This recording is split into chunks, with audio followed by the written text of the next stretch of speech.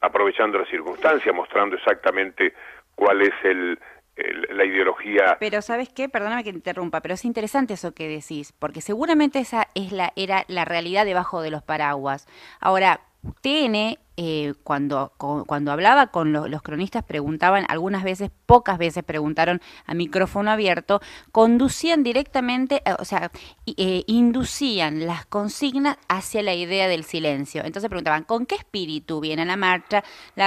Listo, chau, y seguían otra cosa. O sea, no había profundidad en las motivaciones de la concurrencia. Me parece que ese es el punto al que vos remarcás. Si uno interpelaba mínimamente a los concurrentes, estaba afloraba. Sí, la puesta en escena general que tenía que ver justamente con darse razón en ese aspecto, pudo haber tenido ese contenido. La realidad es que bajo la superficie de los paraguas la posición de la gente era muy clara y muy enfática y para nada sorprendente. ¿Quién se va a sorprender de que estaban allí las mismas personas que en una cantidad mayor, no sé si mayor, si sacamos los paraguas, que uno de los cacerolazos más exitosos que hubo? Es la gente que tienen, es mucha más de la que estaba allí. Cuando 300.000 personas, que es el número que ellos quieren dar, o 400.000, o pongámosle 500.000, no, habría que exagerar desde el otro lado, 700.000 fueron. Cuando vaya una elección, millones de personas, mínimamente un 50% de personas, que son millones, van a pensar de la forma que pensaban los que estaban allí. O sea que hay un acto mucho más grandioso hacia el pasado que el que vimos ayer, que fueron las últimas elecciones, cuando el 46% de las personas opinaron de la manera que ayer, pero todavía con el estímulo que significaba ayer una muerte a la que se presenta como dudosa para jugar, porque si es dudosa, cabe el homicidio, que no cabe en la cabeza de ninguna persona que verdaderamente quiera pensar. Yo me imaginaba, vi a esos fiscales que tienen el perfil moral de Mañeto. A veces la gente se asombra, ¿por qué los fiscales parecían unos chantas, unos pobrecitos, escuchando la palabra justicia a su alrededor? Víctor Nada Hugo, menos que justicia, la palabra más linda que un hombre que abraza ese campo de acción puede escuchar, escuchada en medio de lo que ellos saben de sí mismos, de lo que han hecho, de lo que son. Campagnoli, victoriado; Mari Juan, victoriado. Pero entonces uno los miraba y decía, pobre, porque en el fondo, qué sé yo, hay alguna neurona de conciencia que tiene que estar jugándoles una mala pasada. Pero ese es el perfil moral que puede dibujar para su tropa periodística, para su tropa judicial, un personaje como el que los maneja. Y yo hablo directamente de Héctor Mañeto porque aquí hay una gran proclividad a la delicadeza con el verdadero diablo que está detrás de todo esto, con el hombre que maneja Clarín y desde Clarín absolutamente todo, no solamente en la Argentina sino en el mundo, porque es la gran agencia de noticias del resto del mundo. La CNN me cuentan que tomaba la transmisión que realizaba TN prácticamente en continuado como el vértice más importante de la malicia continental lanzada contra todos los países que tienen gobiernos que a ellos no les gustan. Sí, haciendo eje además en que se cumplió un aniversario de la detención del opositor venezolano Leopoldo López, entonces haciendo la analogía, ¿no? Como que el repetido eje, ¿no? Somos Argentina, Bueno, la lucha Venezuela está y sumémosle planteada, Irán. esto es un episodio más. Te paso a Sebastián Premisi que te quiere hacer una Sí, pregunta. cómo no. Víctor Hugo, ¿qué tal? Te digo, para completar, a tono de pregunta te lo hago, lo que venías diciendo de la justicia, ¿qué impresión te dio que los fiscales estuviesen aislados de los que fueron a la marcha? Un corralito los fiscales y después el supuesto pueblo acompañando la marcha, como esa diferenciación entre clases. Sí, habrá sido una cuestión de un poco de comodidad y de plan televisivo. Lo más probable es que los quisieran tener a ellos en el primerísimo plano para siempre significar desde las cámaras de Mañeto que se trataba de los fiscales, los que organizaban los fiscales. Había algunos personajes ciertamente patéticos en todo esto, pero le quitaban la responsabilidad a los políticos porque a ninguno le podía jugar a favor cualquier aprovechamiento y se ocultaron en la multitud.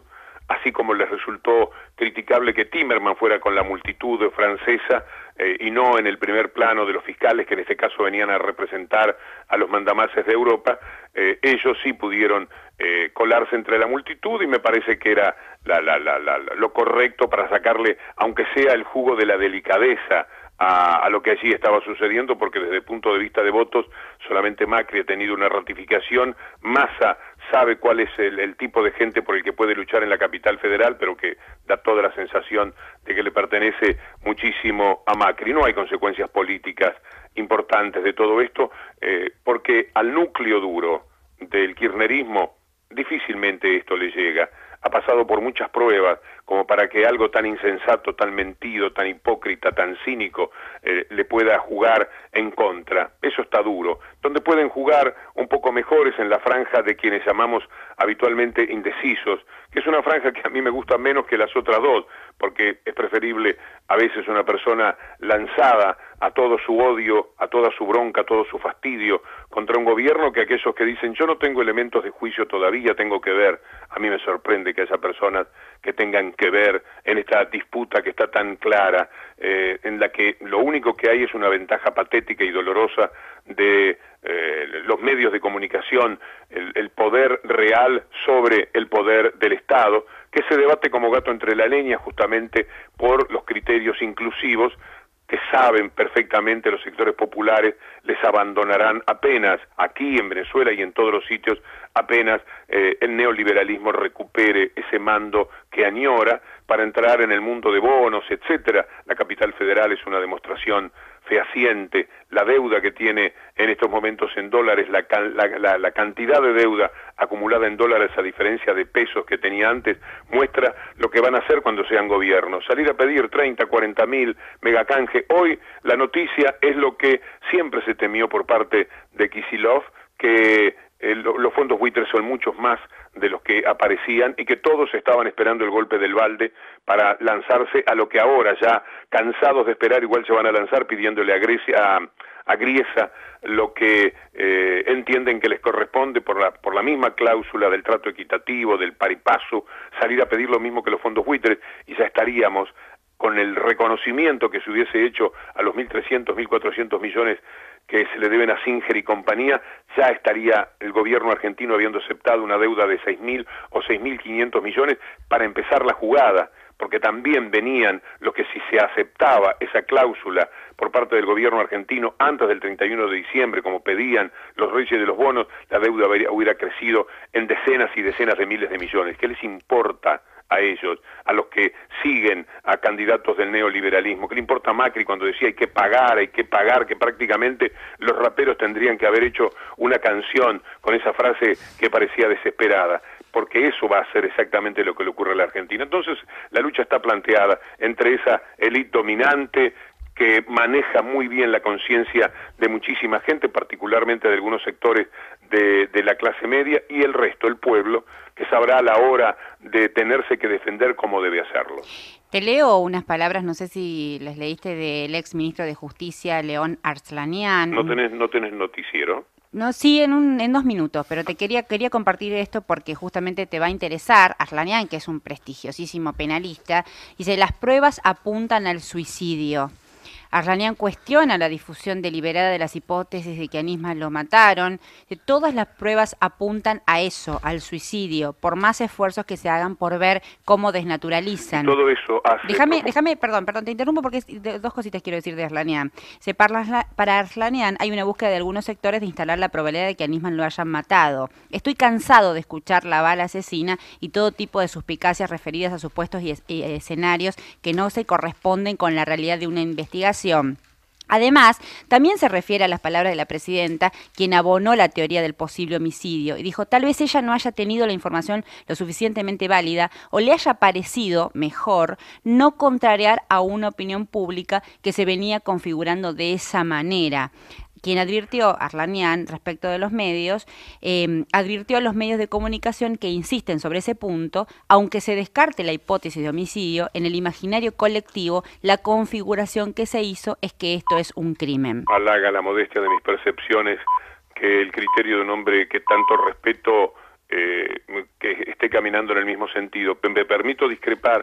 Yo creo que el gobierno debe haber tomado la decisión de un Estado que quiere toda la verdad, y la verdad no se consigue desde un sitio donde es más cómodo para el Estado la observación de los hechos, sino desde donde es más incómodo. El suicidio, y simple, crucial, doloroso, terrible, de un hombre enloquecido por sus circunstancias, es por supuesto al gobierno algo que lo deja ajeno a todo, porque además se suicida por los errores cometidos que incluyen un crimen que también es aberrante, como era el de acusar de la manera tan liviana que se pretendía por Nisman, nada menos que, no importa la presidenta como persona, importa la presidenta como institución, caminos que no debía recorrer. Yo no sé si terminamos aquí. Cintia, te dejo un abrazo muy grande. Lo mismo, Víctor Hugo, la seguimos mañana, si te parece. Con mucho gusto. Víctor Hugo Morales.